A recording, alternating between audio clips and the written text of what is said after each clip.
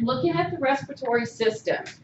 One of the things about it, it is important keeping us alive because within just a few moments of feeling like you are deprived of oxygen or deprived of the air that we think about, you do begin to feel like you're going to have this like impending doom system.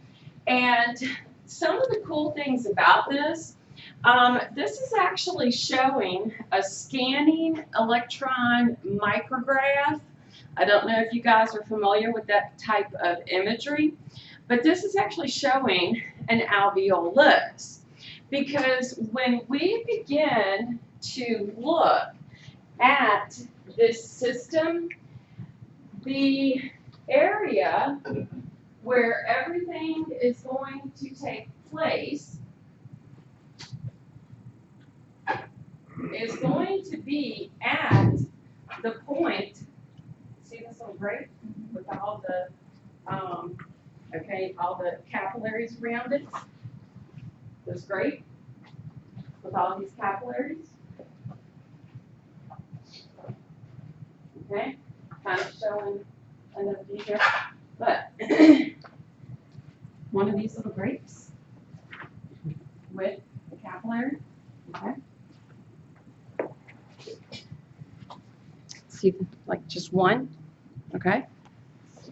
One little grape with capillaries. That's a picture, image I should say, of one of these grapes. Do you happen to know how many you might have between your two lungs? Because think of this, even though it's really blown up, okay, as being one of the lobes cut, all right, of the lung. Do you happen to have any idea how many of these grapes you might have? About 300 million between your two lungs. That's exactly right. That's a lot of grapes. The reason I show this, I kept pointing out, with the capillaries. All right? Why did I say that? Because you need capillaries for gas exchange. This system is responsible for gas exchange. This system is responsible for the exchange of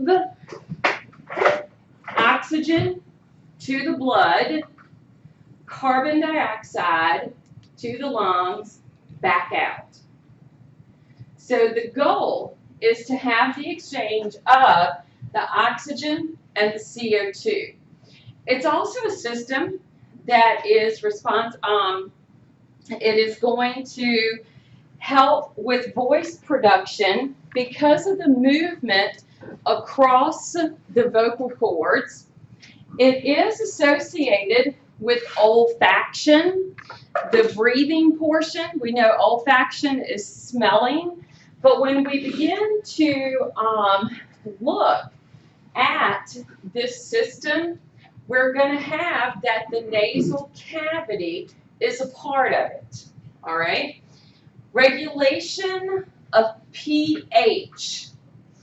Regulation of pH of the blood. Because of the way that we're going to be able to exchange the gases. And CO2 being one of the gases that affects the pH of the blood. So it is very important in lots of other ways too, but CO2 is one of those gases that we produce that affects the pH of the blood. Regulation of blood pressure, we're going to find, I'm not sure if you guys remember, in the systems that we've talked about up to this point, the angiotensin and how it gets produced, travels to the lungs. In the lungs, we have the enzyme, the angiotensin converting enzyme, ACE.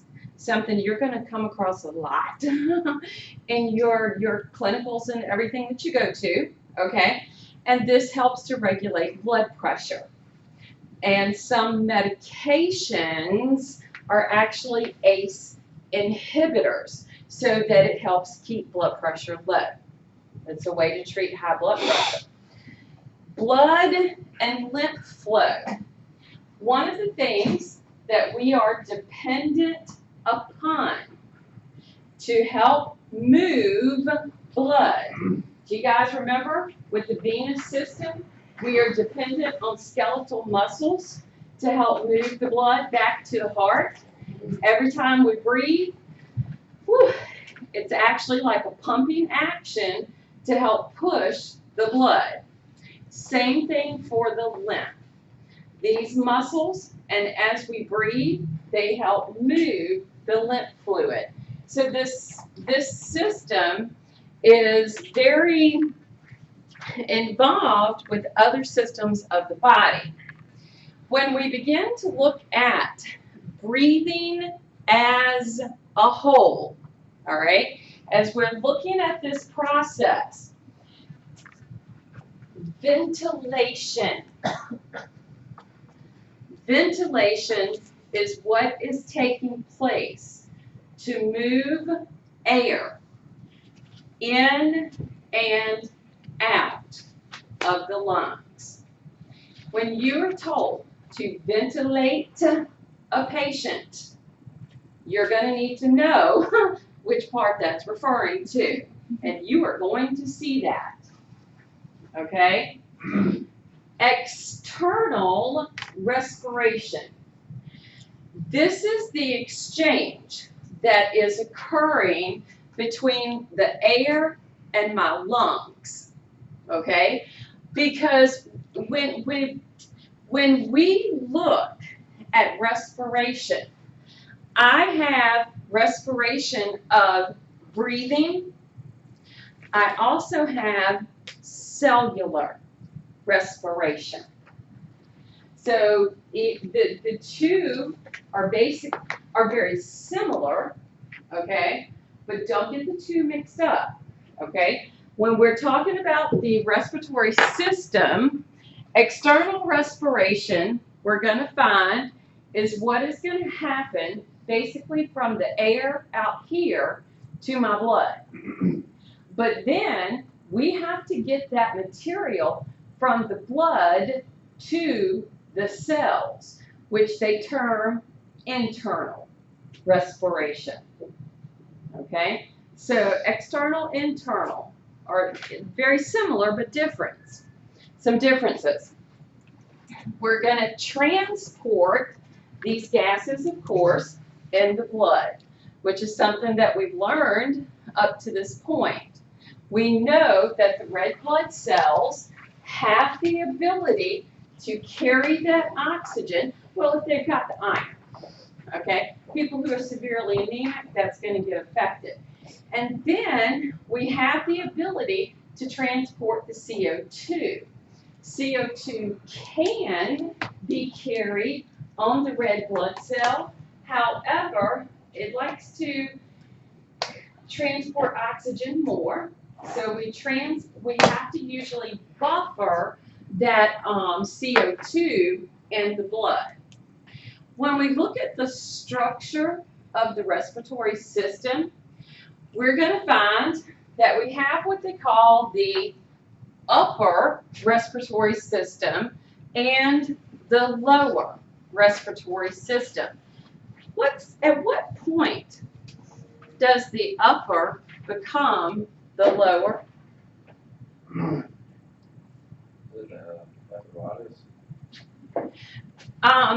Close.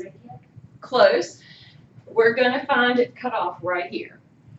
Okay? So here up is the upper respiratory. Here down is the lower respiratory.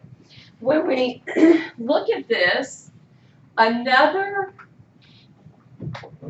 way that you're going to hear it referred to, you're going to hear it called the conducting zone and my respiratory zone. When you look at the conducting zone, this would be the point of taking the air in to the point that we will begin exchange. So the conducting zone is going to be all the way to the area of one of the grapes. So conducting means all the way from the point we breathe it in down through all of the tubes that are going to be present, making their way to an alveoli.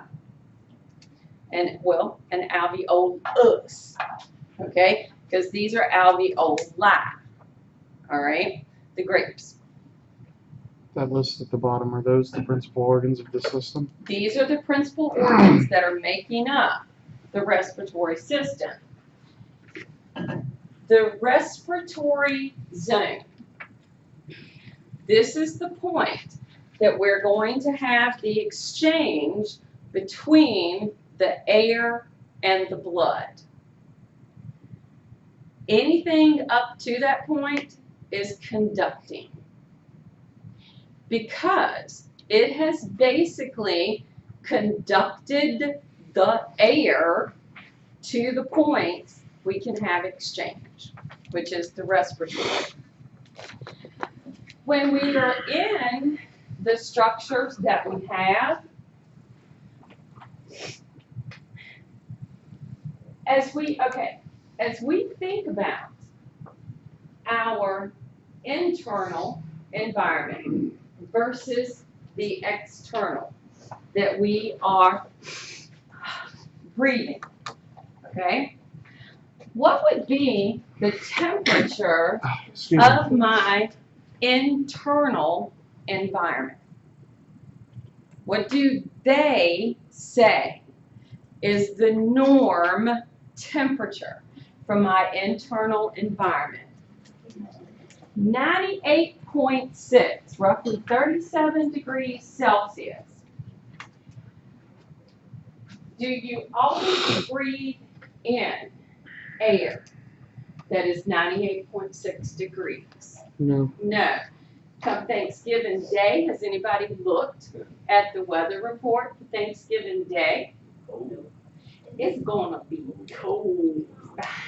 Like how cold? The high,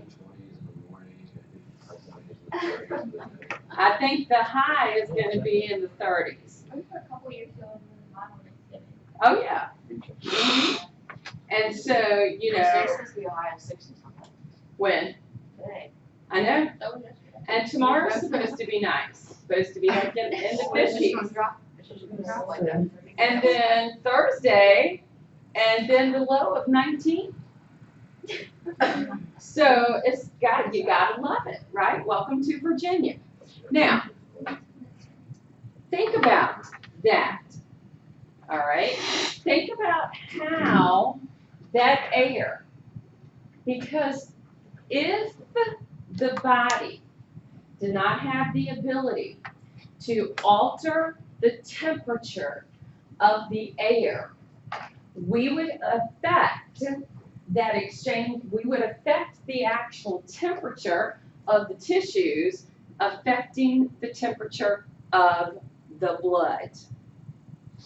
So we have wonderful structures that are going to help to do this. These structures have to work to warm and cool and moisten the air. So when we look at these structures that are making up this respiratory system, well, okay, any of y'all ever seen Stranger Things? Okay, how many of y'all are mouth breathers? Okay, a lot of us are nose breathers. Okay, we're breathing through our noses. Sometimes, yeah, talk, do that sort of thing. We're doing a lot of breathing through our mouth, okay? But for the most part,